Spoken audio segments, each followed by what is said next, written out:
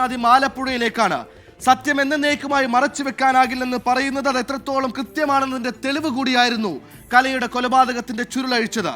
ആലപ്പുഴ മാന്നാറിൽ 15 വർഷം മുമ്പ് കാണാതായ കല എന്ന യുവതി കൊല്ലപ്പെട്ടതായി കണ്ടെത്തൽ.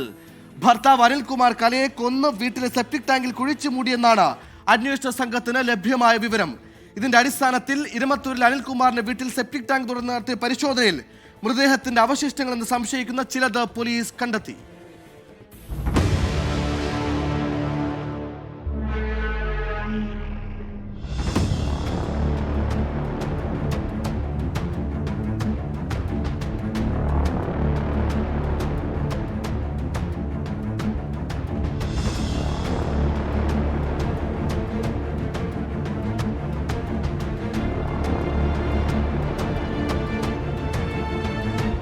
പതിനഞ്ച് വർഷങ്ങൾക്ക് മുമ്പ് ഒരു യുവതിയെ കാണാതായ കേസിൽ സത്യങ്ങൾ പുറം ലോകത്തേക്ക് എത്തുന്നത് ഒരു ഊമക്കത്തിന്റെ രൂപത്തിലാണ്.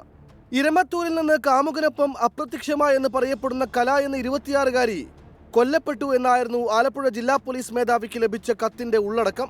നമ്മുടെ ഫർദറായിട്ട് ഇൻവെസ്റ്റിഗേഷന്റെ ഭാഗമായിട്ടും നമ്മൾ നടത്തിയ എൻക്വയറീസിന്റെ ഭാഗമായിട്ടും ചോദ്യം ചെയ്യലിന്റെ ഭാഗമായിട്ടും ഈ കല എന്ന് പറയുന്ന സ്ത്രീ മർഡർ ചെയ്യപ്പെട്ടു എന്നുള്ളതാണ് നമ്മളിപ്പോൾ വിശ്വസിക്കുന്നത്.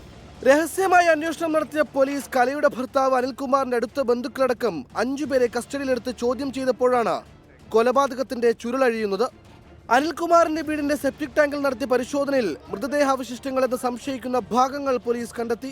കലയെ അനിൽകുമാറിന്റെ കാറിൽ കൊല്ലപ്പെട്ട നിലയിൽ കണ്ടതായി കസ്റ്റഡിയിലുള്ളവർ പോലീസിന് മൊഴി നൽകിയിട്ടുണ്ട്. കഴുത്തിൽ തുണി ഉപയോഗിച്ച് മുറുക്കിയാണ് കൊലപാതകമെന്നാണ് വിവരം. മറവ് ചെയ്യാൻ സഹായം നൽകുക മാത്രമാണ് ചെയ്തിട്ടുള്ളതെന്ന് കസ്റ്റഡിയിലുള്ള ബന്ധുക്കൾ അന്വേഷണ സംഘത്തെ അറിയിച്ചു. സുരേഷ്, ജിനുരാജൻ, പ്രമോദ്, സന്തോഷ് എന്നിവരാണ് കസ്റ്റഡിയിലുള്ളത്. 2 സമുദായത്തിൽപ്പെട്ട കലയും അനിൽകുമാറും പ്രണയിച്ച് വിവാഹം കഴിച്ചവരാണ്. ഇതിലൊരു മകനുമുണ്ട്. കലയെ കാണാതായപ്പോൾ സ്വർണവും മറ്റുമായി ഒളിച്ചോടിപ്പോയെന്നായിരുന്നു പ്രചാരണം. അതുകൊണ്ട് തന്നെ കലയുടെ ബന്ധുക്കൾ പരാതി നൽകിയില്ല. ഇവരിത് പറയുന്നെങ്കിലും എനിക്കറിയത്തില്ല അങ്ങനെ ഉണ്ടായോ ഇല്ലയോ, വേറെ ആരെങ്കിലും ആയിരിക്കണമെന്നാണ് ഞാൻ പ്രാർത്ഥിക്കുന്നത്. അവരുടെ വീട്ടിൽ തലേന്നുള്ള എന്തൊക്കെയോ പ്രശ്നങ്ങളുണ്ടായി എന്ന് ഉണ്ട്. അതുകൊണ്ടാണല്ലോ അവൾ ഇവിടെ വന്നത്. ഇവിടെ വന്നു കഴിഞ്ഞപ്പോഴത്തേന് അവൾ പറഞ്ഞു ഇനി അങ്ങനെ ഒരു ഞാൻ പോവാന്ന് പറഞ്ഞു. 2 മാസത്തിനുള്ളിൽ അനിൽകുമാർ പുനർവിവാഹം കഴിക്കുകയും ചെയ്തു. പുനർവിവാഹമടക്കമുള്ള കാര്യങ്ങളെക്കുറിച്ച് പോലീസ് പരിശോധിച്ചു വരികയാണ്.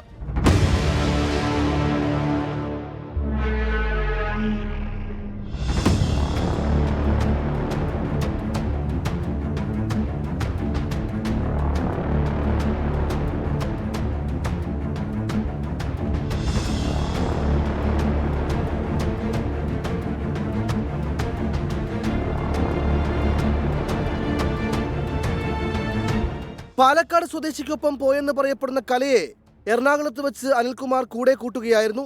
വാടകയ്ക്ക് കാറെടുത്താണ് കലയെ കൂട്ടാനായി പോയത്. യാത്രാമധ്യേ തുണി ഉപയോഗിച്ച് കഴുത്ത് ഞെരിച്ച് കൊലപ്പെടുത്തിയെന്നും പോലീസ് വ്യക്തമാക്കുന്നു. കലയെ ഒളിപ്പിച്ചു വെച്ച ശേഷം പാലക്കാട്ടേക്ക് ഒളിച്ചോടിപ്പോയെന്ന് അനിൽകുമാർ ബോധപൂർവം കഥ സൃഷ്ടിച്ചതാണെന്നും പോലീസ് സംശയിക്കുന്നു. മൃതദേഹം കാറിൽ കണ്ട ദൃക്സാക്ഷിയുണ്ടെന്നാണ് വിവരം. കസ്റ്റഡിയിലുള്ള പ്രതികളുടെ അറസ്റ്റ് പോലീസ് രേഖപ്പെടുത്തും. അനിൽകുമാറിനെ നാട്ടിലെത്തിക്കാനും ഉടൻ തന്നെ ശ്രമം നടത്തും. 24 ആലപ്പുഴ. സ്വന്തം കുഞ്ഞിന്റെ അമ്മയെ കൊന്നില്ലാതാക്കി സെപ്റ്റിക് ടാങ്കിൽ മൂടിയിട്ട് 15 വർഷം. അയാൾക്കൊരിത്തിരി പശ്ചാത്താപമുണ്ടായി കാണില്ലേ?